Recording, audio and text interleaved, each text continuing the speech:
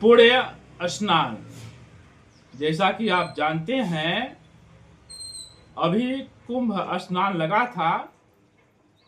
तो कोई भी स्नान हो, आज हम पुण्य स्नान के बारे में समझने का प्रयास करते हैं। पुण्य स्नान करने से धन और समृद्धि की प्राप्ति होती है तथा सभी ग्रहों की बेशुमार कृपा होती है। यानी किसी भी आप पवित्र नदी में स्नान करते हैं तो सुख सौभाग्य की प्राप्ति होती है तथा ग्रहों की बेशुमार कृपा प्राप्त होती है। जैसा कि आप जानते हैं कि किसी भी पवित्र नदी में स्नान करने से पुण्य की प्राप्ति होती है, चाहे वह कुंभ स्नान क्यों नहीं हो। वेद पुराणों में वर्णित है कि कुंभ स्नान जब भी होता है तो वहां पर देवी देवता स्नान करने के लिए ही आते हैं। यानी जब भी कुंभ स्नान होता है, चाहे काशी में हो, हरिद्वार में हो, कहीं भी हो, तो जहां जहां भी कुंभ स्नान लगता है और जब जब भी कुंभ स्नान होता है, वहां देवी देवता भी कुंभ स्नान करने के लिए आते हैं। तो जब देवी देवता यदि कुंभ स्नान करने के लिए आते हैं तो पुण्य का लाभ क्यों नहीं प्राप्त होगा। यानी जब कुंभ स्नान देवी देवता करने के लिए आते हैं और हम सभी भी कुंभ स्नान करने के लिए जाते हैं या किसी पवित्र नदी में कुंभ स्नान करते हैं, किसी पवित्र नदी में स्नान करते हैं या कोई भी कुंभ स्नान करने के लिए जाते हैं जहां पर देवी देवता भी स्नान करने आते हैं, तो पुण्य की प्राप्ति क्यों नहीं होगी, अर्थात अवश्य होगी। और सभी देवी देवताओं का आशीर्वाद प्राप्त हो जाएगा। पुराणों और धर्म शास्त्र ग्रंथों में आप जानते हैं कि पूजा करने के पहले यानी पूजा के पूर्व विशेष स्नानों का उल्लेख मिलता है। अर्थात कोई भी आप पूजा पाठ करते हैं उसके पहले आप स्नान करते हैं।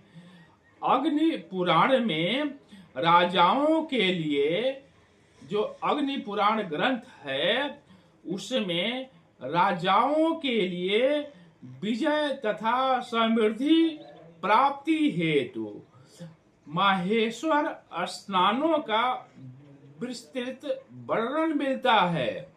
यानी अग्नि पुराण में राजाओं के लिए उनके विजय की प्राप्ति के लिए तथा समृद्धि की प्राप्ति के लिए माहेश्वर स्नान का उसमें उल्लेख मिलता है। नमस्कार, आप सभी का हार्दिक स्वागत है। आप देख रहे हैं हस्तरेखा और भाग्य दर्पण। मैं जयप्रकाश शर्मा आप सभी का अभिनंदन करता हूं। आज के इस वीडियो में पुण्य स्नान के बारे में समझने का प्रयास करते हैं।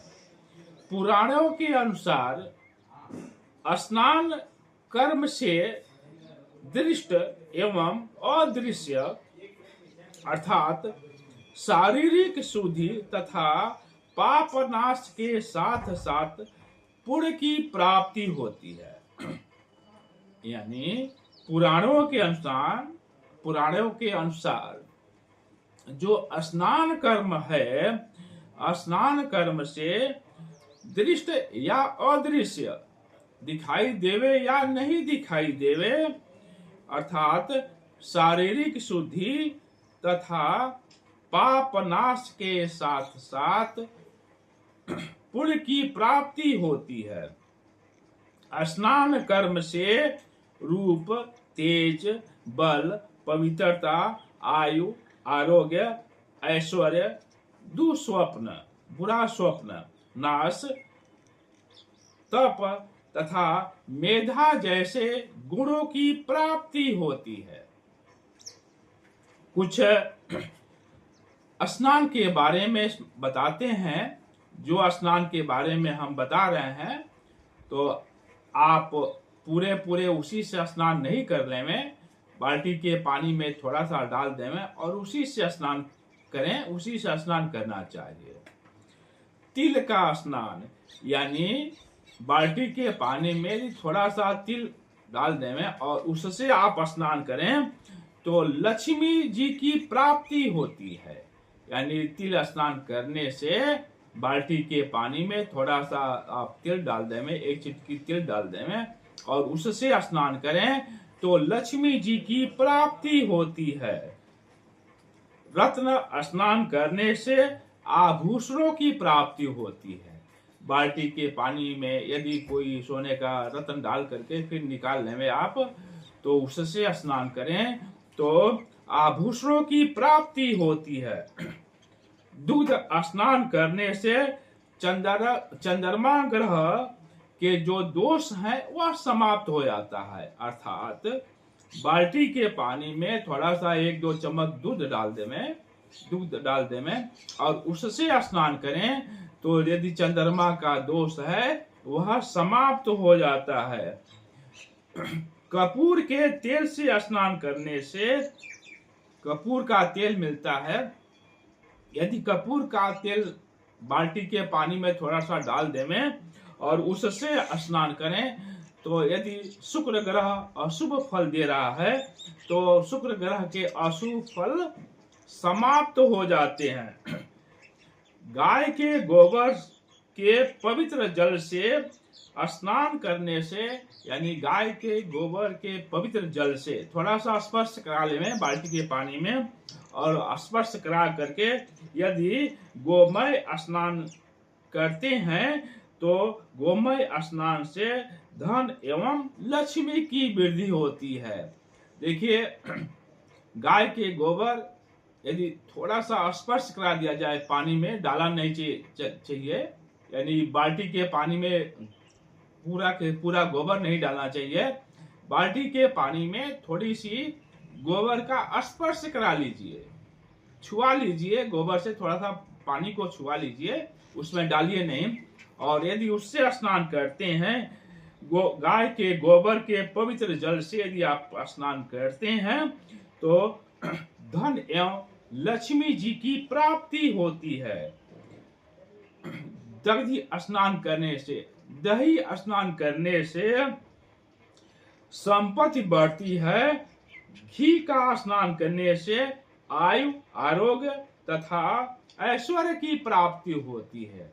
हल्का सा बाल्टी के पानी में थोड़ा सा दही डाल दीजिए या थोड़ा सा आप घी डाल दीजिए, 1-2 बूंद घी डाल दीजिए और उससे स्नान करने से, दधी स्नान करने से संपत्ति बढ़ती है और घी स्नान करने से आयु, आरोग्य तथा ऐश्वर्य की प्राप्ति होती है। ये सब जितनी भी चीजें हैं बहुत कम, 1-2 बूंद ही डालना चाहिए बाल्टी के पानी से और उससे स्नान करना चाहिए।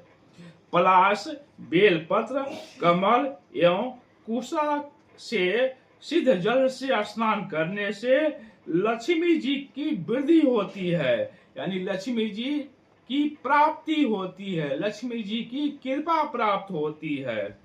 शतमूल या शतावरी की जड़ से सिद्ध जल से स्नान करने से सभी मनोकामनाओं की पूर्ति होती है, सभी मनोकामनाएं सिद्ध हो जाती है। हमारी पूरी टीम की तरफ से आप सभी को बहुत बहुत धन्यवाद।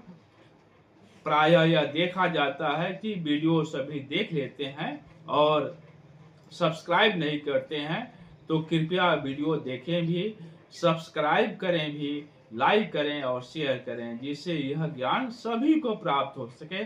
आप सभी को बहुत बहुत धन्यवाद।